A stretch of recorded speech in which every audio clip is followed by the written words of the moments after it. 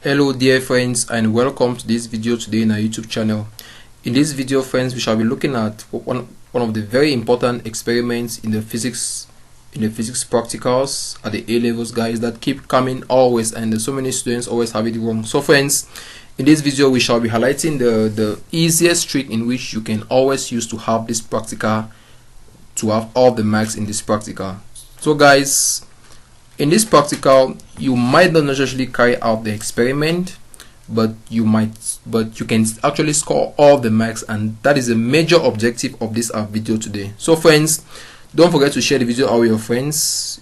You need to share the video out such that you're going to help them to pass their own exams, guys. Keep in mind that the physics practical is not as easy as so many students think, but it can be so easy if you make it to be easy for yourself. Thank you very much, guys, and don't forget to subscribe to the channel.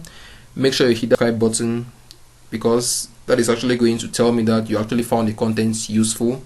And friends, once you've subscribed to the channel, you're going to have updates about all our contents.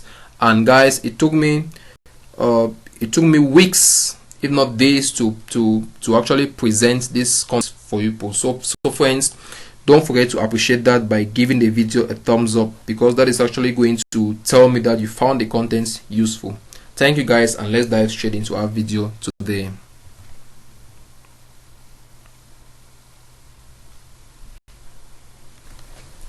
Great. So friends, as you can see, the question reads that you are provided with a beaker of water, a small object, a search pin, and a metal rule. You should determine the refractive index of water. Great. So friends, I made a video initially on the ways in which you can score 100% in your physics paper 3. So friends, if you not watched the video, make sure you do check it out, guys. I'll leave a link to that video in the description below for your convenience, guys. It's super important, okay? It's very, very important you have a look at that video, because that is actually going to tell you a lot that you didn't know about the physics practicals. But after watching the video, guys, you'll be able to know everything that is important and necessary as far as the practicals is concerned. Guys, don't make the mistake of going to the practicals without watching that video. It's super important.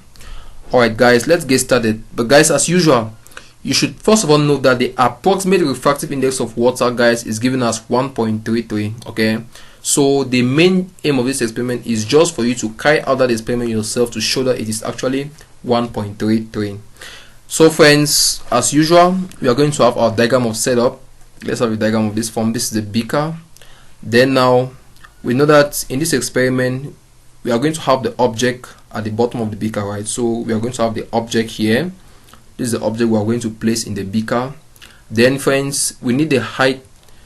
We need the height from the beaker to the water level. In this case, now we can see that we've assumed already that the beaker has been filled with water to the brim, okay? So we need that height from the top of the beaker to the bottom of the object in the beaker. Great. Then now we are going to call that the real depth, or we put it as a symbol. That's RD, that's capital R, then the subscript D. Then friends, we also know that after observing the same object from the top of this beaker, we won't see the object at this point again, okay? Because we are observing from the top. Due to the refractive nature of water, we are going to see the object at some distance above the real position of the object, okay? So we can call that distance the apparent depth, or capital A small d, okay? This is the symbol. Great. So friends, and you should also know that the refractive index n is given as the real depth over the apparent depth, guys. It's super important, okay? Because the question will not tell you the formula to use. The question will not tell you. You ought to know that it is given as the real depth over the apparent depth. And if you discover initially, friends, you see that the question did not specify the method in which you ought to use, but based on your givens, based on all what the question has given you, you already know that you have to use but the real and apparent depth method. That's great. So friends, if you have this in mind now, and now this is when it becomes interesting, friends. The most difficult part in this experiment that most students always have is how to locate the position of this image. That's the most difficult part, guys. And due to that, you can actually get the position of this image by calculation, but that should be done on a rough sheet. That's what I'm going to teach you how to do today. So friends, since we know that we need to get our answer to be 1.33, we can go to a rough sheet of paper and simply tell them that n is given as what, RD over AD, right? So we are going to set our n to be 1.33. Then we can assume RD, that's the real depth that we'll actually measure using a ruler. We can simply assume that the real depth, guys, is given as 12, right? Good. So we can tell them that our refractive index n on a rough sheet, guys, keep in mind that this calculation shall be done on a rough sheet. On a rough sheet, guys, don't ever show them this step, otherwise they'll assume that you didn't do the experiment and they'll penalize you for that. So you go on your rough sheet and you say that 1.33 is given as. Now you are going to calculate, you are going to measure this distance yourself using your meter rule. Okay, the real depth, you measure it using the meter rule. So you are going to have 1.33 equal to 12 over AD is what you're solving for. Okay, you have to make it a subject by cross multiplying and dividing by 1.33. You're going to have your AD, that's the apparent depth, to be the same like 12 by 1.33, and if you solve that, guys, you're going to have an answer of 9.0 centimeters to 1 decimal place. Okay, now friends, I'm insisting on this thing, okay, because now you need to know that your meter rule can only measure distances to 1 decimal place, right? So you should never make that mistake of putting more than 1 decimal place here. If you just say your length is, your apparent depth is 9 centimeters, they are going to mark it wrong, no doubt. Though it is correct, but they'll mark it wrong, no doubt, because the answer you write down must reflect on the accuracy of the instrument you're using. Okay, it must reflect the precision of the instrument you're using. Your measuring ruler can only measure distances to 1 decimal place, 1 decimal place, and in centimeters. So you must tell them that it is 9.0 centimeters. That's very important, guys, very important, very important. And friends, after having this, your distance will be 9.0 centimeters. Now, good, you now have your apparent depth, right? Good, you now have your apparent depth. Now you can now use now to calculate calculate the refractive index of water to 1.33. But note that you should always state it in your procedure that your eyes were placed above the beaker to locate the apparent depth, after which it was measured using a meter rule. Okay, meter rule. Always tell them that it was measured using the meter rule. And friends, you report experiments in physics in past tense. Okay, in past tense, you're not to use any present tense because it was something you did in the absence of the examiner. So you have to report the experiment in past tense. Okay, now friends, let's describe the procedure. Let's go to the procedure, friends. Like usual, we'll start by telling them that the setup is as shown above. Now, guys, like I said, in this point, you must have to tell them that your eyes were placed above the beaker, and from the top of the beaker, that's from the top of this beaker, of which you're going to observe this your object that is in the beaker of water.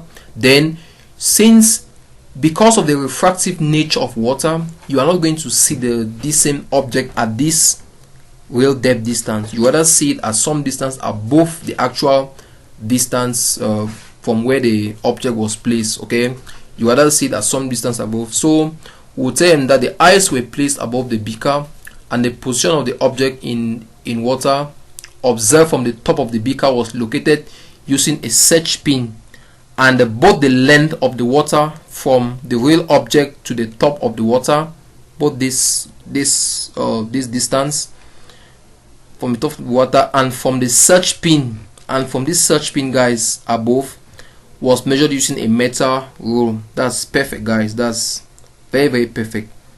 We are done with the procedure. Okay, we are done. This is all the procedure in which you need to write, guys. You're not supposed to write much. This is all we need to write. Then, guys, our observations. Keep in mind that our observations is going to be what? The value for the real depth and the apparent depth. Okay, that's all about your observations for 2 marks.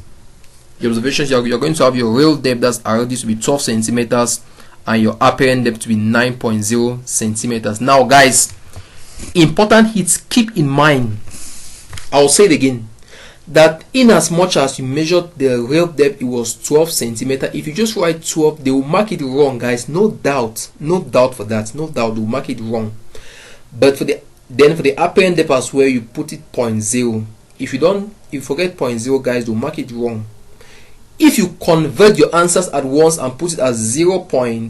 Because to convert from centimeters to meters, you can divide by 100 and put it as 0.12 meters, they will still mark it wrong, because they know that you have to measure this height using the meter rule, and the meter rule cannot give you the meter rule you have to use in the laboratory cannot give you distances in meters directly. It cannot. So you must put in centimeters to tell them that you actually measure the distance yourself. Guys, we all know how we got this, our 9.0 centimeters, right? We all know how we got it. Great. But in your procedure, you must tell them that you calculated it, that you measured it using what? Using the meter rule. It's so important, guys. Super important. So this is the observation that you must write. It's super important. Then, friends, if you go now to the calculations, now let's look at the calculations. Now this is where we have stated that the refractive index n is given as the real depth over the apparent depth. Keep in mind that all of this, all what we wrote here, all of these calculations, since we know that, and these calculations, all of them are rough work. You have to do them on a rough sheet of paper. Okay, on a rough sheet of paper. You have to do them on a rough sheet of paper. So at this level of the calculation, this is where you have to that from n equal to RD over AD. It therefore implies that if you substitute all your values, you're going to have your n to be, your RD is 12.0 centimeters and your AD is 9.0 centimeters. You guys can be asking me that why didn't I convert the distances from centimeters to meters? That is because the centimeters all will cancel the one down. Okay, they can cancel out. That's why the refractive index, you didn't see me writing it with any unit, right? Because it's a unitless quantity. It's unitless. It's dimensionless. Good. So friends, if you punch your calculator, you're going to have an answer of 1.33. Good. So guys, this is the end of the calculations. Then now we can now go now further to look at the conclusion, guys. Let's look at the conclusion. Remember that the aim of this experiment was to determine the refractive index of water, right? Therefore, your conclusion is simply going to be this value, okay? So you can therefore tell them that the refractive index of water N is 1.33. Perfect. That's your conclusion. That is all. So friends, let me just give a summary of all what the experiment looked like. What will happen now is that, like I said, that the most difficult part of this experiment is how to calculate, is how to measure this distance AD. In fact, it is how to locate where this object is found, because you are going to place your eye at the top and look at this object. Due to the refractive nature of water, you are not going to see this object at this same point. You won't. You rather see it at some distance above the original object, and you call that your apparent depth. Then now this is the real depth. You measure it using your meter rule. Then now, guys, since it is so difficult to get this value, and you know that you want to have an answer similar to 1.33. If you have 1.25, guys, no problem. If you have an answer that is 1 point something, okay, it is no problem. There is no problem, but it shouldn't be too big. Good, no problem. But this is what the examiner wants you to get. If you know that this is what we want you to get now, you can simply just measure the height. That's RD. We add that to be 12.